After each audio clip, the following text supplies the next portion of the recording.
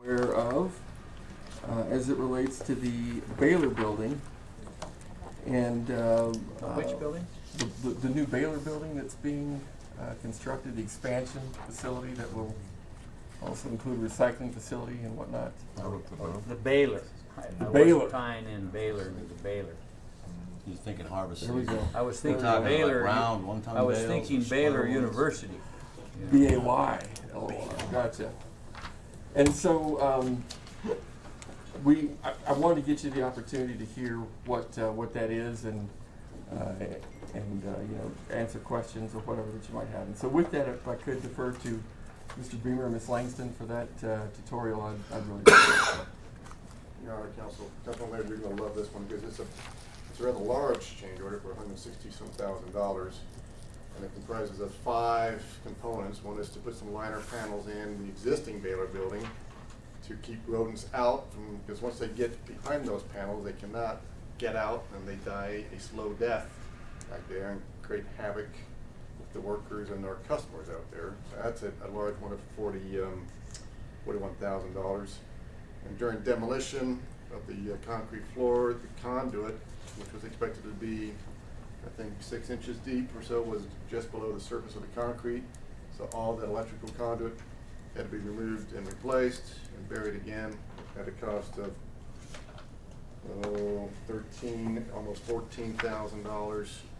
The trench drains that have been original to that building for 30, 40 years now are no longer viable. So all the trench drains in the existing facility also had to be replaced for a cost of $20,000, $21,000. The existing overhead doors, again, original to the building since the 1980s. The supports have corroded such that when the doors open and close, the bottom channels are no longer connected to the frame of the building. So the entire door will sway. The cost to replace all those doors is $50,000. And we're looking at some operational changes up at solid waste. Right now we've got a 4-inch sanitary sewer line to feed this new facility.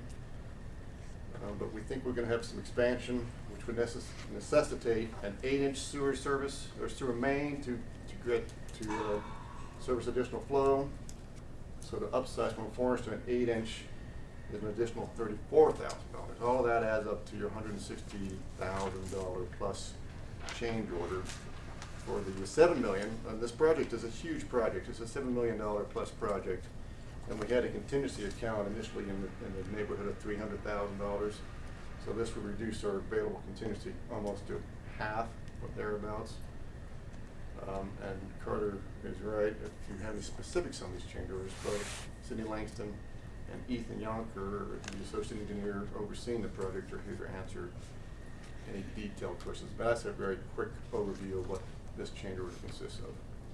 Questions for Andrew or staff? I hate change orders. Have you ever watched They're a the necessity. 1950s vintage Cary Grant movie, Mr. Blanding Builds His Dream House? Your Honor, Counsel, no. No, I have not. You should watch that. I'll put it on my Netflix queue. Yeah, anybody that's never watched that should watch it. Charlie. And none of these things could have been anticipated as we were designing the project. That's a very good question, Your Honor, Counsel. I think the liner panels probably could have been considered during design. It was just an afterthought.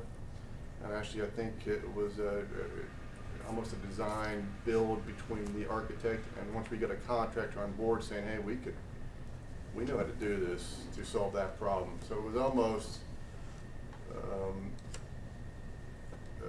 an exercise after the bid award with the expertise that we have with this contractor saying we know how to attach this. Because I think we talked to Cindy, she had a quote previously which was in the neighborhoods of hundreds of thousands of dollars to replace these liner panels, and this contractor's come up with a different solution to achieve it for a lot more reasonable price. Gillis.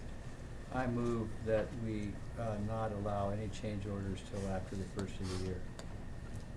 Anybody support that? I don't support that. Needed at times. Go ahead, Mike.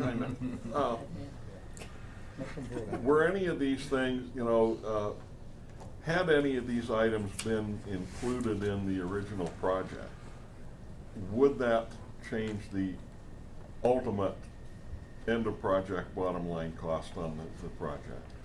I don't know if I'm asking that question very well. Let me but- think, let me see if I think I understand what you're saying. Had we included these in the original contract, Mhm. the original bid would have been higher, there's no doubt. My concern, and no doubt council's concern, is that anytime we entertain a change order, or we get in true competitive type of costs associated, you know, is it really costing the contractor $40-some thousand to install liner panels? Now, Ethan has looked at the costs, or architect has looked at these costs, and they think these costs are reasonable. So your opinion is that these change orders, these add-ons, are close to what they would have been if we would have, you know, if we would have included new doors, new trenches, new conduit in the original proposal? Your Honor, counsel, that's correct. Okay. We will occasionally get a change order price that we just think is completely unreasonable, and we'll say, no, we're not gonna entertain that at all. Just keep moving on, and we're not gonna do it. But you guys have a good idea when a change order comes in, the necessity behind it, saying, okay, yes, if it's within that means, and so forth. So, Yes, absolutely. Trusted We city. don't just blindly agree to every change order, I can assure you of that. Trusted city engineers and so forth. Yeah, yes. The change orders that I really hate, Mhm. they're not all change orders, I don't hate all of them. The ones I hate is where the guy that has the lowest bid and gets the job comes in with the change order. Those are the ones that flare up and cause me heartburn. Do you notice those ones, Andrew? There was one on the guy that's Well, they're all on the lowest seating.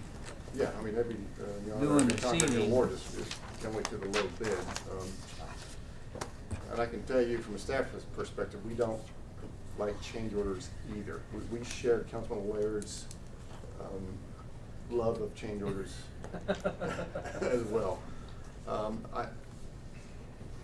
We know contractors that as soon as they get the contract, we're gonna have problems with. And we have to scrutinize and oversee that contract a lot closer than we do others. So. Any other questions, comments? None of the good. Mr. Mayor, Andrew, with regard to the garage door railings and so forth not being attached to the frame of the building, that seems to me to be pretty unsafe. First of all, how did we miss that? And second of all, do we need to commit to some sort of operational alternative in the meantime before they get repaired and fixed to keep the safety of the public at heart? Yeah, Your Honor, Carter, that's another one that I think could have been looked at and considered during design. Is it unsafe? I don't know if I'd consider it unsafe. I mean, it's still attached to the frame, and it's still attached, not at the bottom, but it is attached at subsequent supports as you go up the door, so I don't think there's a fear of those doors simply blowing out at this time. So. Jesse, did you want to say something? Well, I just had a question. I haven't seen Andrew in a while. And seeing him reminded me of something that I wanted to know. You know, after we approve a project and, you know, we check to see if there's warranty work that needs to be done, and this is off subject, so I apologize. But, you know, is there a need to perhaps look at a particular contractor that we have issue with that are doing a spotty job perhaps on maybe redoing an entire street or anything like that before that warranty's up, that it's just not worth even taking another contract with them? Your Honor, Counsel, that's a very tricky question. We develop plans and specs that we look to enforce with every contractor. So if we accept a project or product to put it into warranty and it does not meet specifications and the plans, then that's generally on us. We will fight with contractors to make sure that we get the end product that we want. Okay. So it's kind of a tricky question. I mean. Okay. Well, if you want to 86 somebody, just let us know and I'll support you. Thank you. Yeah. Anybody else? Thanks, guys. Appreciate it. Well, Is that the right term, Chris? It's a cop Not thing. responsible, that's the term we use, right? Yes. Yes. And Say there that is a, one gone now. that somebody can be designated. So I think before we do the agenda review, I know I have, and I not want to speak for Jesse, but you know, we've received a couple different people just asking about the policy change that's being considered and what's happening with that.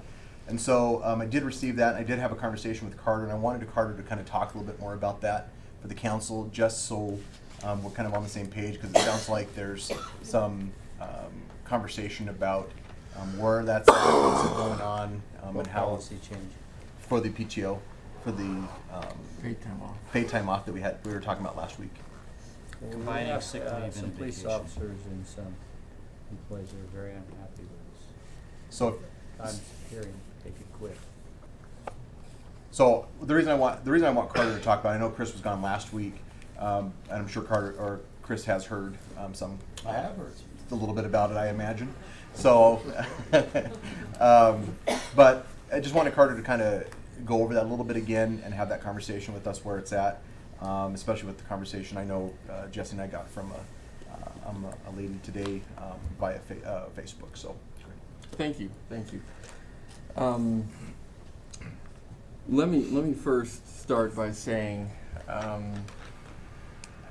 I want you to realize that I really don't have an interest in trying to reduce benefits that the employees are receiving. I recognize that that's been an issue that they're struggling with already anyway, and is certainly something that they're worried about continuing and that kind of thing, and that just simply is not of interest to me. The other thing that I just can't rally behind is the idea of bringing a benefit proposal that enhances benefits and costs more money.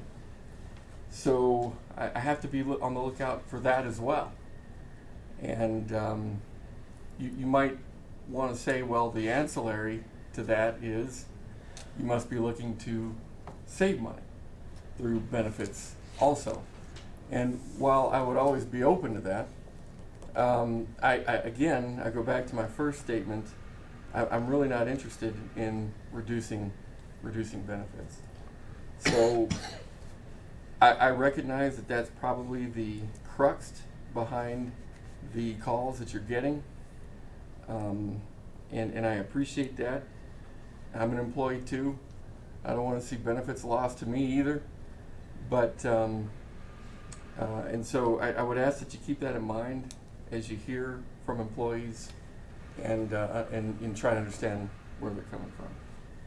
The second thing, though, that I would ask you to do and keep in mind as well is that we are trying to oversee and engineer a collaborative process internal to the organization. And I don't think it does a collaborative process any good to try to engage the elected officials into the process to try to force my hand or force a department head's hand or dismiss an idea that may even be a perceived idea at this point to the justice of a collaborative process. And so if indeed you'd like me to be a manager that is collaborative, I would ask you to support that idea and refer that feedback back to the process. Because it's that kind of feedback that helps the process and ultimately helps the outcome. And so if you believe in that kind of an idea, I think you have that obligation to say, hey, have you taken that feedback back to the table? And I think that sort of direction perpetuates the health of the dialogue, and in my belief leads to a better outcome at the end of the day. And so the weakness that I have in talking to you tonight is I haven't sat down with those employees that are calling you so that I can understand what their perspective is. And so I don't have the luxury of being able to even discuss the argument because A, I don't have a proposal as a result of this collaborative process to even address, and B, I don't have the value of having heard their insight face to face or over the phone or whatever that would give me a feel for where the problem might be. Chris? So we're talking about a paid time off policy, which is basically gonna combine an aspect of vacation and sick time. The concept has been discussed for years and years in this organization, and you are in the discussion phases of it. There's Right. been no finalized plan, and prior to any finalized plan, we would get an opportunity to view that and have a discussion on it. Oh, you bet. Because times are tough, so we don't build a decorative structure, we take care of our employees, and in my opinion, so we wait till, I can tell you, I've gotten a lot of feedback on it, it's bits and pieces, and I've been through this my entire administrative life. There's not a policy yet, so there's Right. nothing set in stone. Correct. And no, the murmurs are not being well received at all. Would be, I guess, the only thing I would say is, please move swiftly on getting something put together because the problem will Dallas? I think the bottom line is, it's just costing people money, and then we have some highly trained employees that, and I know you take this into consideration, but I think everything, if it's just discussed a little more and people get some input and they feel like they've been heard and their ideas are taken into consideration. But if you have highly trained employees that are stuck in a rut pay-wise, that can perhaps get a job somewhere else, are we losing money if they leave and you have to bring some new person in and then retrain all those people? So I know there's a difference in certain employees for that, in regard to these highly trained individuals that we have, particularly in the police department. And so, in my opinion, they've got to feel like we're doing something for them and not just talking about it, you know what I mean?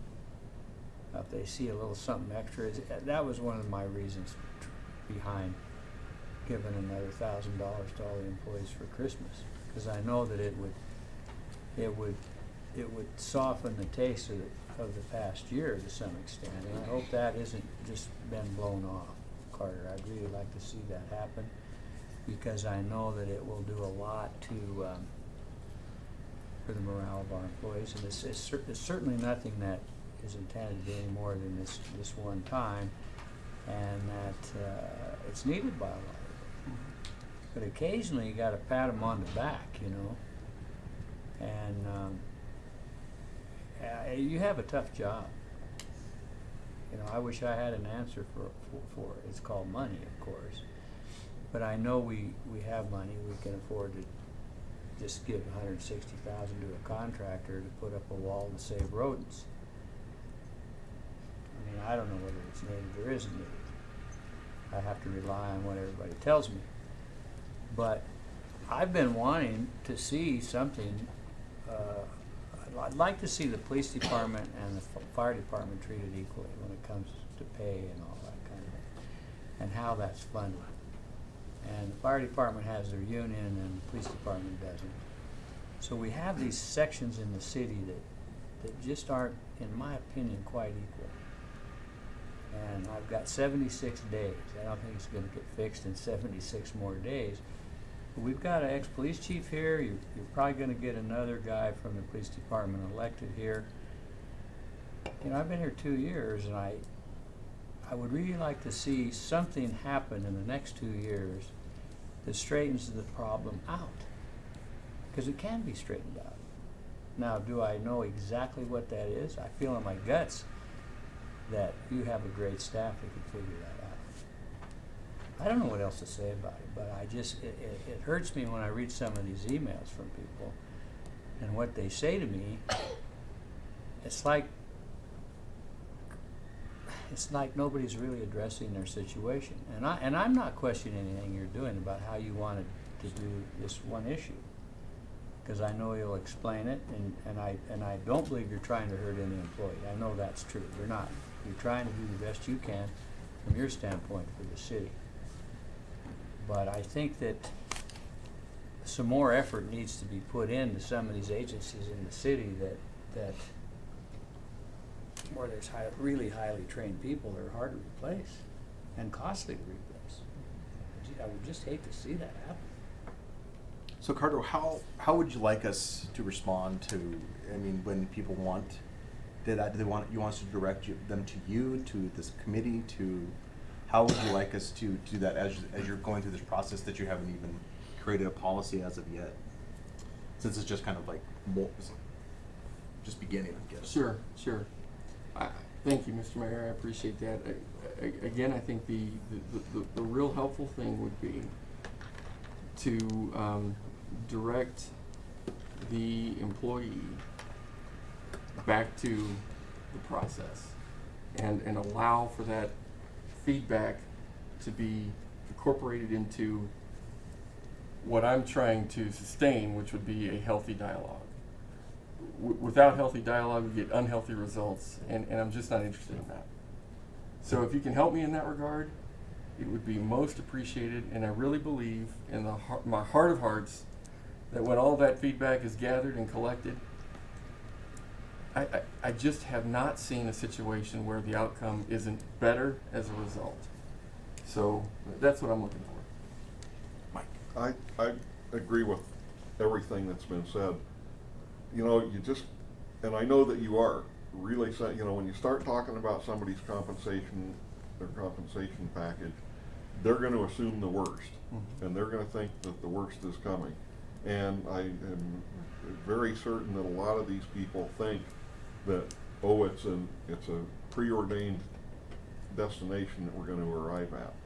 And because that's what I've heard from some of them, is that you know, the concept of collaboration, give and take, and that stuff, they're not thinking that that's what's going to happen. They're thinking that, you know, they're going to get the shaft again. And anything that you can do to allay those fears, and, you know, to let them know, as I think we all know that when you say collaboration, I know you mean that you're going to collaborate and work with these guys. I don't know that everybody down the line has that same appreciation. I think they feel like they've just been, you know, had it stuck to them too many times over the years. Both of you guys? What document's floating out there that's making them think they're getting their time off cut in half? Mr. Mayor, Councilwoman, we have certainly provided information that would compare a proposal, an idea, to what we have currently, which is meant to demonstrate weaknesses and strengths of each. I have heard rumor that portions of that presentation have been altered and sent around. I have not heard that the presentation in its entirety has been sent around. But what I can say with certainty is I have not been shown anything of what's been sent around, and so I can't even address that directly. If I could see something like that, I think it'd be helpful. And I think as your manager, I am deserving of at least that.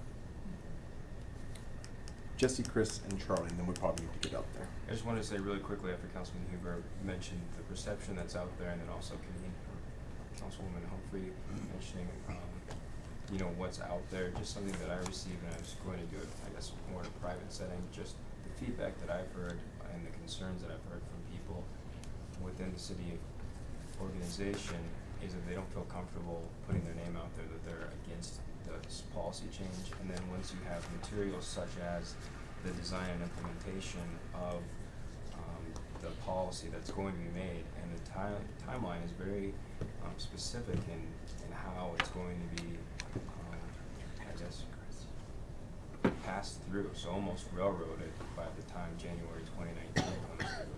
So once you tie that negative aspect to that and this timeline of this one piece of document, not in its entirety, then that just spirals out of control. So I guess you are working on a collaborative group effort and a committee of employees, and I appreciate that.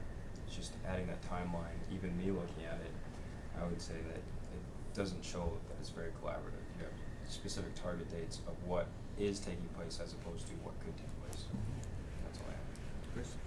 I haven't seen any documents, but if there's a partial document or an altered document out there, maybe you could put out what the intended information was to Sure. everybody.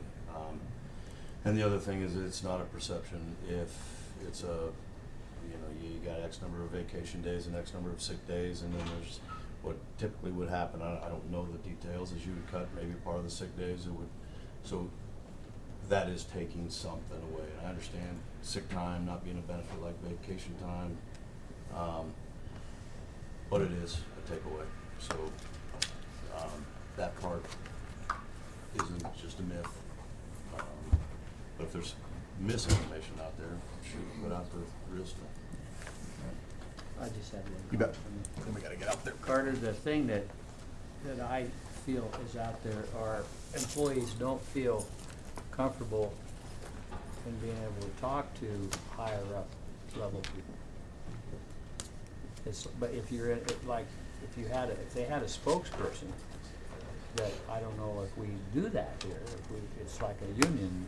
I think the fire department has a spokesperson. So if they had somebody that represented them, what the police department, of course, uses is the FOP, and you get a letter.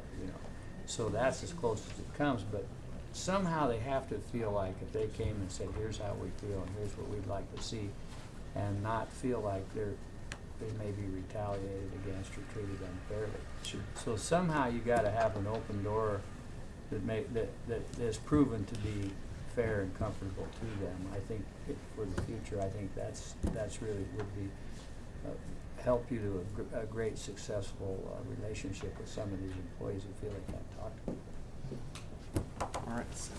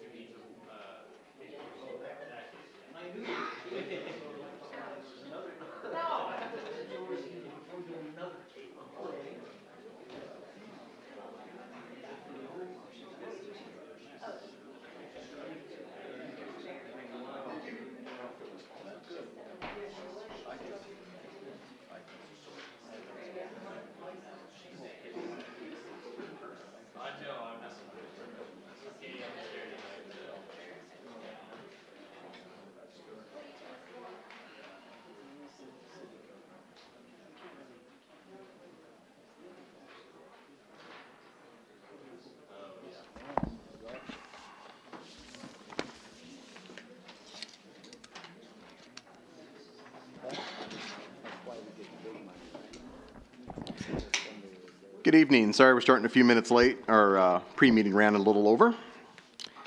I now call the October 16, 2018 regular council meeting to order. Would council members please denote your presence by depressing your yes switch?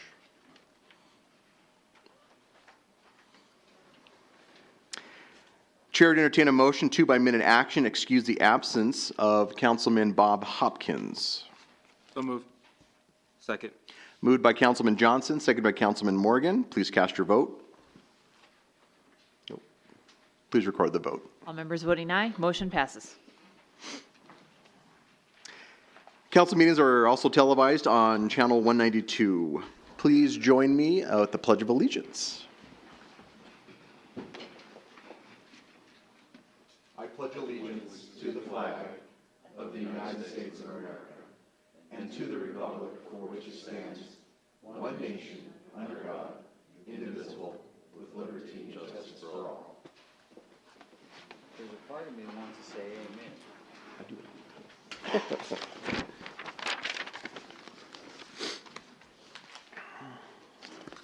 The chair would entertain a motion to approve by minute action the minutes of the October 2nd, 2018 regular council meeting as published in the Casper Star Tribune on October 10th, 2018.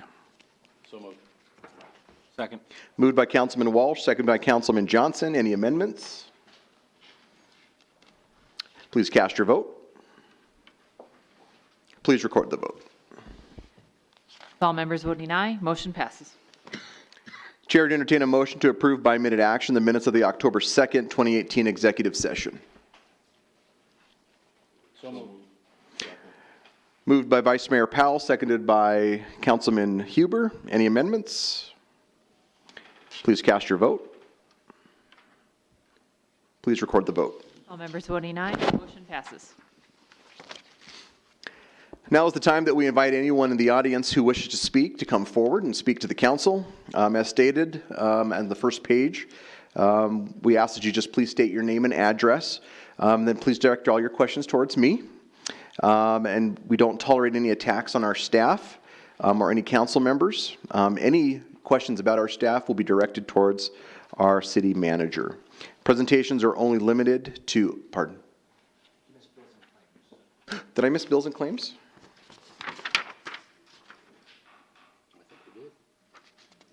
Oh, it's right down there. I didn't see it. My apologies. Just trying to save the city a ton of money. Apologize. The chair would entertain a motion to approve by minute action the October 16, 2018 bills and claims as audited by city manager. So moved. Second. Moved by Councilman Walsh, seconded by Councilman Humphrey. Any abstentions? Please cast your vote. Please record the vote. With all members voting aye, motion passes. Sorry about that. I thought you were going to come and jump on the dais and stop me.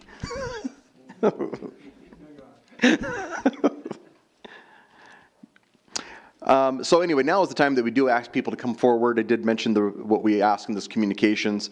Please just make sure that you're within the 5 minutes and no duplication of speakers. So please come forward. Sorry about that. All right. Good evening. My name is Jamie Bates, and I live on Indian Paintbrush Street here in Casper. I heard last week the concerns of our city attorney regarding the city's panhandling ordinance and a desire to adjust the ordinance to be more constitutionally sound, and I wanted to speak on that. I think it's a great idea. I would like to suggest that in the process of rewriting the code, that you be as specific as possible and avoid any ambiguity in language. I recall hearing the phrase, approach respectfully, and my first thought was that no one had better approach me respectfully or otherwise without my permission. I get rather defensive when I'm approached by a stranger. The term respectfully is very subjective and is open for interpretation. I would suggest using more concrete terms, such as shall not approach within 3 feet unless the other person signals by word or action that they intend to donate. I recognize that soliciting money verbally for personal or organizational use is part of free speech, as is holding a sign asking for donations. I would like to see, if one does not already exist, an ordinance that addresses fraudulent solicitation of funds, either for an organizational use or personal use. If funds are being requested for a specific purpose and they are not used for that purpose, then it is fraudulent and the person soliciting the funds, organizational or individual, should be held accountable for that. Furthermore, I would like council to consider implementing some form of permit process for anyone, individual or organization that wishes to solicit funds from drivers and/or pedestrians. The permit does not need to cost any money and can perhaps be set up where it can be easily issued by certain nonprofit organizations in addition to city offices. The permit would be used solely for data tracking and a means to connect with people the resources in the city they may not be aware of. For example, if someone fills out a permit to solicit money for personal use and states that they do not have an address, then the place giving the permit can use that information to address them and direct them to the shelter or to other resources in our community. What this permit process would look like or how this process would be filled to completion, I'm not sure, because I only thought of this afternoon. Homelessness is a society issue. It's not a person problem, and we need to avoid making being poor a crime and be able to connect with these individuals to help them so they do not need to solicit funds on the street. Ultimately, I would like to see our city without panhandlers or silent beggars, but this cannot be done by criminalizing it. As my husband, Kenneth Bates, said during the forum for those running for council, you can give a man a fish and feed him for a day, or you can teach him how to fish and feed him for a lifetime. Let's feed them for a lifetime by connecting them with the resources available in our town and help them up. Thank you. Thank you. Any questions? Great. Thank you so much. Anybody else?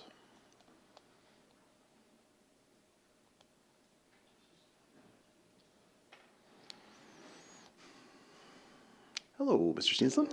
Dennis Steensland, 533 South Washington. Change orders. I see there's one on the resolutions, number 11. I'm just hoping for a little deeper discussion between council for us to listen to. $161,000 change order. And that bale fill has, I would imagine you've invested close to $2 million out there. But anyway, a change order again, and just would like to understand more where it's coming from. Seven. Well, anyway, change orders have always been a big deal. They've kind of got left by the wayside for a few months. So that's my reason for getting up. Little tidbit, I stayed home from the first session thinking there wasn't anything interesting going on. Listened on the TV. You can't stay away very long if you're interested in council and miss out on something. So anyway, thank you very much. Thanks, Mr. Steensland. Anybody else?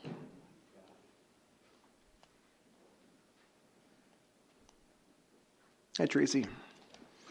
Good evening, folks. Mayor, Council, I was running a little late here. Boy, short agenda if you're right into the public session. Well, I know you haven't been here for a while, but we moved public comment to the beginning of the meeting. Oh, you did? Yes. So from now on, if you want to make that, just so you know, we're right at the beginning. So get here at 6 o'clock if you want to. For you. Oh, good deal. The candidates forum, they talked at length about changing their meeting. Oh. County Commission. Oh, good. And whoever their moderator was the same one we had. Oh, yeah. He did a fantastic job. So anyhow, I got compliments only tonight. Dallas, you can fall out of your chair, I'm sure, on them. But I got an introduction for you, too. The young lady sitting in the back of the room is the great-granddaughter to the oldest resident of Casper Mountain, Bill Street. Mr. Street's 94 now. And she is a senior in high school, homeschooled at the Street School Hard Knocks right now. She was, her grandmother moved her to Colorado Springs, which is a pretty rough place these days. And that was a great move. But she's getting enough credits that she's taken a political science class in college. And I was related to find out part of the curriculum is they have to attend a public meeting. So I took her to the commission meeting, the work session, the regular meeting, introduced her to all the people in the courthouse. And I told her she's going to tell me on the way home tonight if she noticed any noticeable difference between the complexion of both meetings. And I didn't coach her, okay? You guys run a great show. So with that said, great compliments. This man right here, and hopefully I don't get him in the doghouse. But he jumped right on it when he was called upon to waive the dump fees for a consortium of volunteers on the mountain. And the city was a great proponent of helping us out. Mike Huber made a grand appearance there that night. He saw us in action.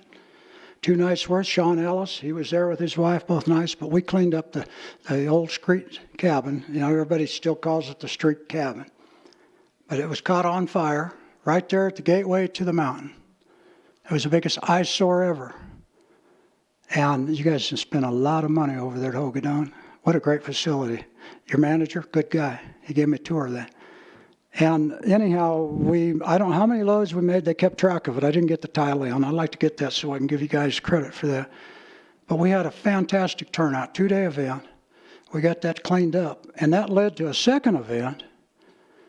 Within a week, we cleaned up Ponderosa Park shelter that was lost during the shelter that sat there in shambles now since 2012. So we got the community spirit going on up there. And how I push that, I've told you guys every time I come before you here, the city is the best neighbor us landowners have up there. And I'm going to keep coming at you to see if we can't get a water stanchion for pay. We need water up there bad.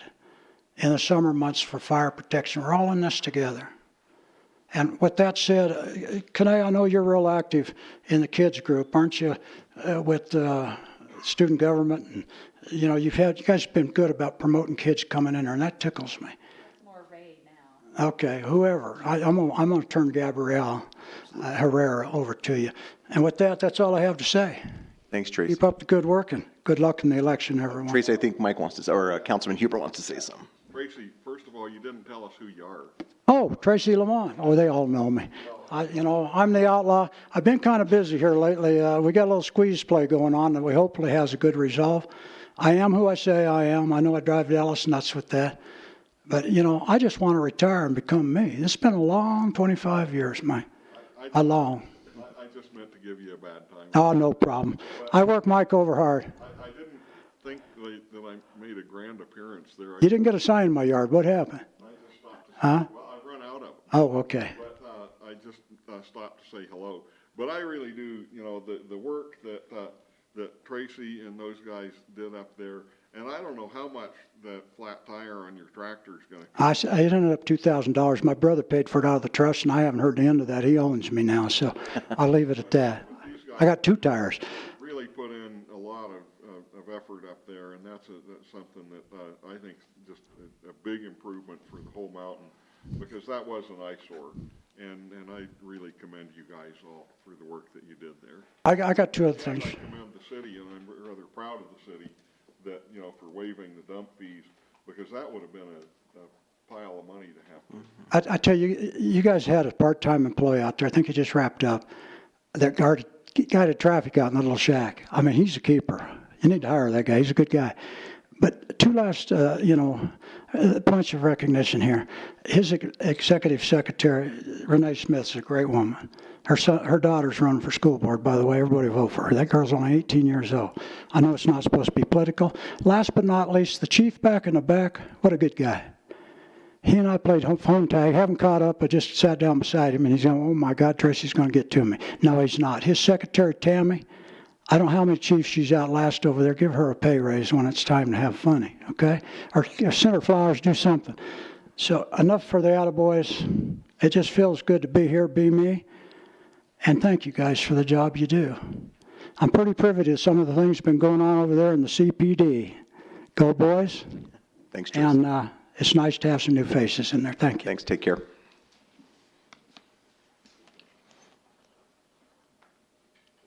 Anybody else? Okay, please read the consent agenda titles.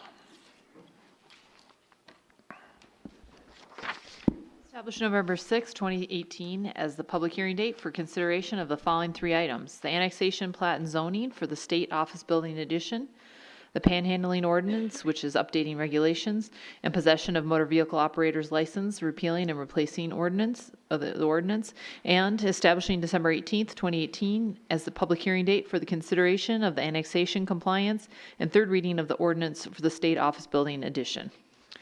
Chair to entertain a motion to, by minute action, establish the public hearing dates just read. So moved. Second. Moved by Councilman Walsh, seconded by Councilman Johnson. Any abstentions or nay votes? Please cast your vote. Please record the vote. With all members voting aye, motion passes. I now declare the public hearing open for the consideration of the franchise ordinance for the Quest Corporation doing business as CenturyLink QC. Mr. City Attorney, do you have any exhibits? I have one exhibit, Your Honor. Exhibit number 1, correspondence from John Henley to J. Carter Napier, dated September 25, 2018. Mr. City Manager. Mr. Mayor, members of the council, thank you. This is an ordinance that has been a long time in the making.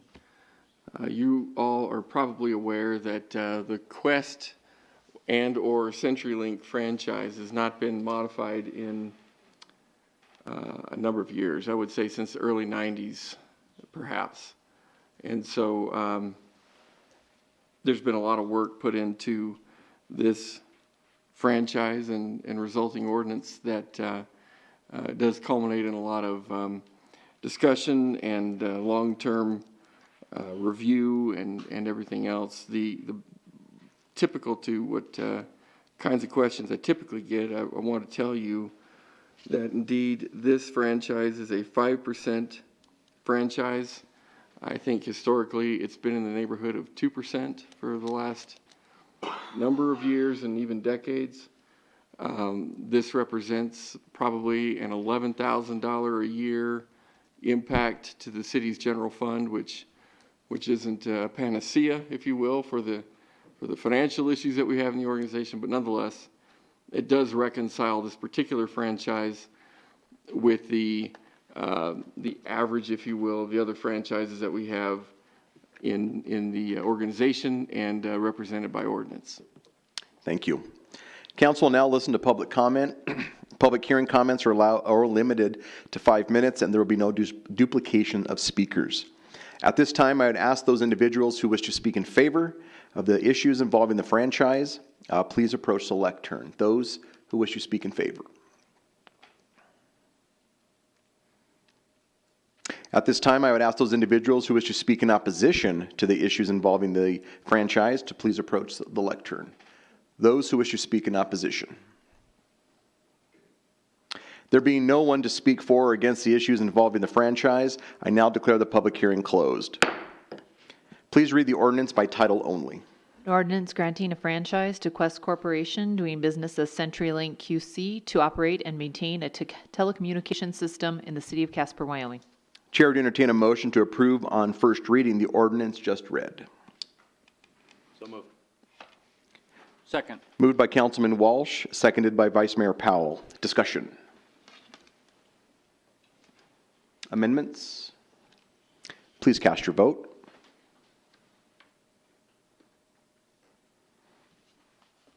Please record the vote. All members voting aye, motion passes.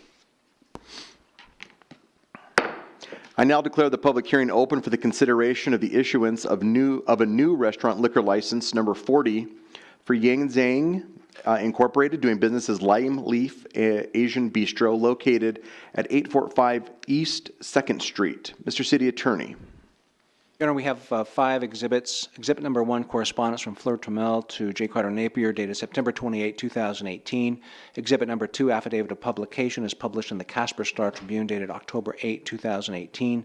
Exhibit number 3, affidavit of website publication, is published on the City of Casper website, dated October 1, 2018. Exhibit number 4, affidavit of notice of conspicuous posting pursuant to Wyoming Statute 12-4-104A, as posted at 845 East 2nd Street, dated October 4, 2018. And Exhibit 5, liquor license application filed September 24, 2018. Thank you. Mr. City Manager. Thank you, Mr. Mayor. A change in ownership has precipitated this license to be issued to this restaurant. This is a restaurant that has historically had a restaurant license or a liquor license of this nature, and we're suggesting that pursuant to this change, that a license be issued back into this place of business. Thank you. Council will now listen to public comment. Public hearing comments are limited to 5 minutes and no duplication of speakers are allowed. At this time, I ask those individuals who wish to speak in favor of the issuance of restaurant liquor license number 40 to please approach the lectern. Good evening. Good evening. Hello, my name is Mary Gray. I live at 545 Pineview Place, and I would like to speak in favor of this. Lime Leaf, as previously said about a month ago, went under a new ownership, and we would just like to get the liquor license back so we can get things running back to the way they were. Great. Thank you. Thank you so much. Any questions? Thank you, Mrs. Gray. Thank you.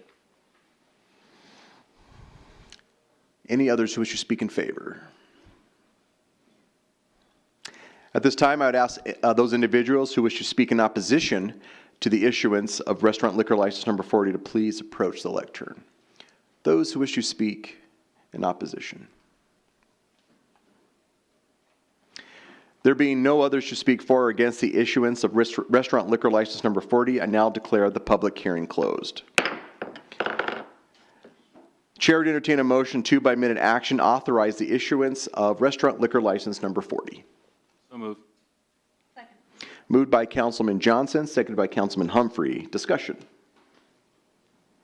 Any amendments? Please cast your vote. Please record the vote. With all members voting aye, motion passes. Council will now discuss the ordinance for the hotel guest registration ordinance. This item will be open for public comment and for discussion by council. Please read the ordinance on third reading by title only. An ordinance repealing and replacing Section 5.24.070 of the Casper Municipal Code pertaining to the guest registration of hotels, motels, and rooming houses. Chair would entertain a motion to approve on third reading the ordinance just read. So moved. Moved by Councilman Morgan, seconded by Councilman Walsh. Council will now listen to public comment. Public comments are limited to 5 minutes and no duplication of speakers.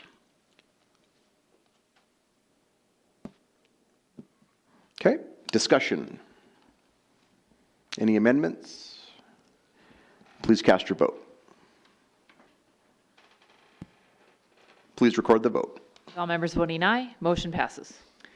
Council will now discuss the ordinance for the hours of sale of alcoholic beverages. This item will be open for public comment and discussion by council. Please read the ordinance on second reading by title only. An ordinance amending Section 5.08.320, hours of sale of alcoholic beverages of the Casper Municipal Code. Chair would entertain a motion to approve on second reading the ordinance just read. So moved. Moved by Councilman Johnson, seconded by Councilman Morgan. Council will now listen to public comment.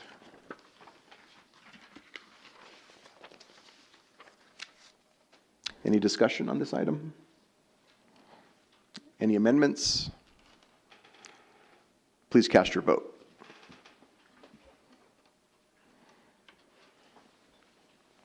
Please record the vote.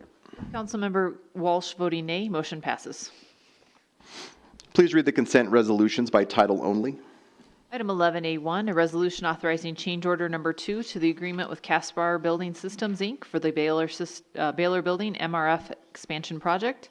Item 11A2, a resolution authorizing Form LP3, the acceptance certificate from the Wyoming Department of Transportation for construction services related to the Interstate 25 and Shoshone Interchange landscaping project. Item 11A3, a resolution authorizing a final acceptance certificate with the Wyoming Department of Transportation for the Rotary Park Pathway Phase 2 project.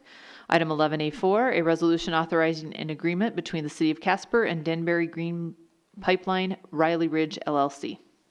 Chair to entertain a motion to adopt the consent resolutions just read. Second. Moved by Councilman Morgan, seconded by Vice Mayor Powell. Any abstentions or nay votes? Yes, I abstained from voting on number 1, which is the change order. As you know, I hate change orders.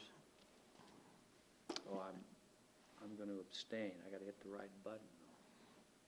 Or do I need to hit the button? You want to vote, do you want to abstain or do you want to vote no on it? Actually, I want to vote no on it. Oh, okay, so I would just push no when it's time to put the votes in, you can just push no. Well, is that how we do it? Yeah. Oh, no. Vote yes for the others. I'm sorry. You'll make a note of that. So I apologize. I'm sorry, Councilman. Didn't mean to confuse you. Any others? Please cast your vote. With Councilmember Laird voting no on item 1, motion passes. At this time, we ask council members to bring forward relevant concerns or items of interest. So we'll start over with Councilman Walsh. I have nothing, thank you, Mr. Mayor. You bet. Councilman Huber, do you have anything?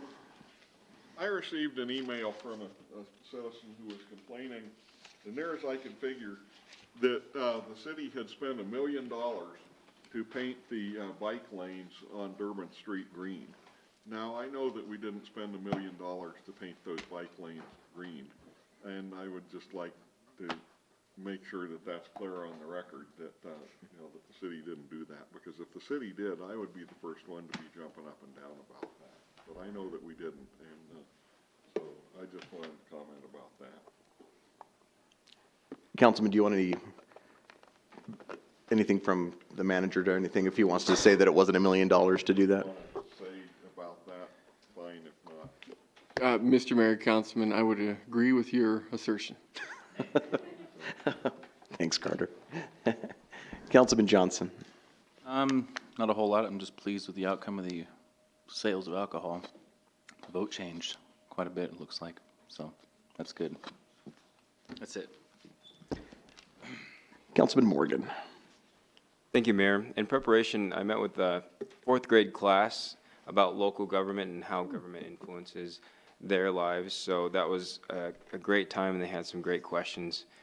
And then just one that I'd like to share with you all is the money-making machines. They were curious if we could get money-making machines here in order to generate more revenue. So that was a priceless comment.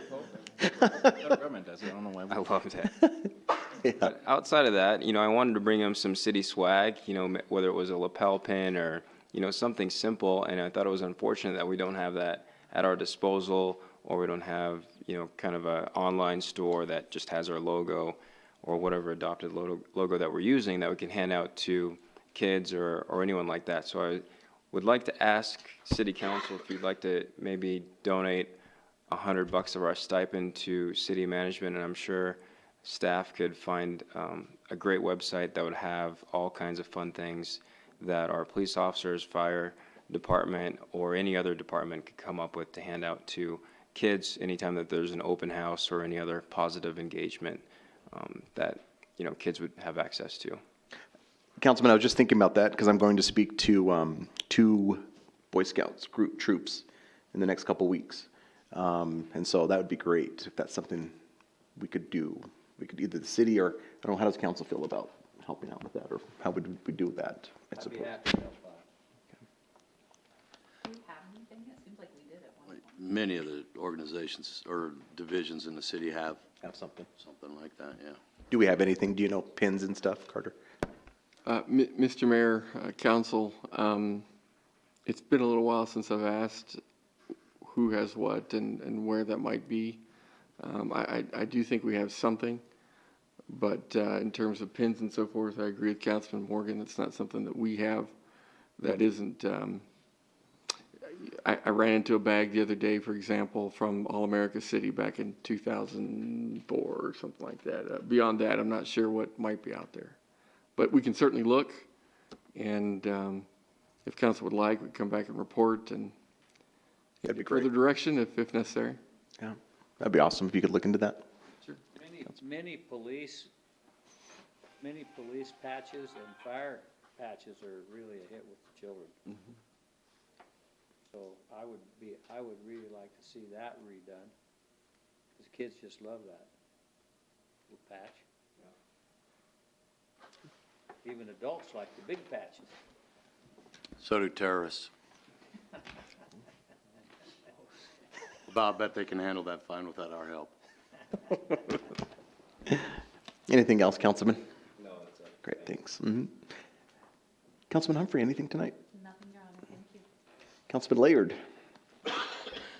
I've had some emails and comments on the city doing something to make a statement about anti-bullying. So I drafted a resolution, and I've sent it out to all the members to take a look at. I sent one to the city attorney, sent one to Katie King.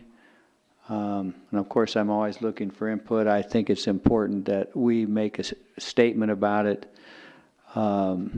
irrespective of what any other agency in the city does. It just states our feelings about it. You know, kids have killed themselves over it, and it's caused a lot of problems. And I know the school board is working on it, but I have one ready to rock and roll. And so I hope it gets on the agenda and it's considered favorably. With respect to the change order, Dennis, you missed that, but I think isn't it recorded what we said in our pre-meeting, Mr. Manager? Mr. Mayor, Councilman, it's at the very least broadcast. I think the YouTube discussions are archived as well. Yeah, we did discuss that change order in there, and I just don't like change orders for various reasons. And I think sometimes I'm sure that there's nothing wrong with this particular one, even though I voted against it. I just don't like change orders. I think we can do more, really, so there aren't change orders. And I don't know, maybe Mr. Huber's right about what he used to say about his dad and all this and in-house people doing things, but the other thing I'd like to do, and I've said it before, and I know this is a difficult situation, but I'd like to see the city council have a chaplain. I mean, if this pastor that was released from Turkey can come into the White House and do a prayer that the whole nation can see with the President of the United States, I don't think a little prayer every now and then in the city council is out of line, especially if someone comes up during the 5 minutes that they have and wants to give the prayer there. I don't know of anything wrong with that at all. And Congress does it, President's office does it. And the truth is, in my humble opinion, it's just my humble opinion, this council could stand a little divine guidance every now and then, because we do have some serious problems that affects the lives of many, many people. And any help I can get, I'd sure like to have it. And I got 76 days left. Thank you. Vice Mayor. Thank you, Your Honor. In response to Ms. Bates, did she leave? She had to run and do something for kids. Well, first off, I appreciate her remarks. I think the intent of the panhandling ordinance change was actually to respect the rights of people to do just that, and to also balance, create some balance so that individuals wouldn't feel accosted or threatened in any way. So personally, I thought the language was appropriate. It does give our law enforcement appropriate discretion to make a judgment call as to when someone has been threatened or treated disrespectfully. So the intent was to respect their constitutional rights and to actually do the opposite of criminalize panhandling, since people have a right to do that. And then just to expand on Councilman Laird's comments about the change order, and in my experience with change orders, really what happens is the engineering staff does their best job to forecast what the project will involve, and then once things are torn up, they find out that maybe some things aren't exactly the way they look because they didn't see them until they were torn up. In this case, for example, the conduit hadn't been buried properly and had to be reburied to a increasing depth to meet code. Well, there's no way you can know that until you tear up the concrete. And so no one likes them. I don't think anyone here would say I like change orders, but sometimes they are necessary. And in this case, it's possible that a couple of the things that needed to be done could have been forecasted had the specs been a little more carefully developed. But hindsight's always 20/20 with those things.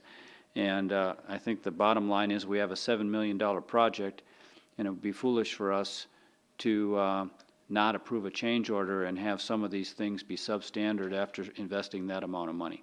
And so it is a big figure in terms of everyone's household budget, but in terms of the overall size of this project, it is well within the amount that we set aside as the contingency. And that's why contingencies are set aside, because you can't always predict what will happen with a project. So just for clarification purposes, thank you. And I don't have anything. The next meetings of the City Council will be a work session to be held at 4:30 p.m. Tuesday, October 23rd, 2018, in the council meeting room. And our regular council meeting will be held at 6 p.m. Tuesday, November 6th, 2018, in the council chambers. Chair would entertain a motion to adjourn. So moved. Second.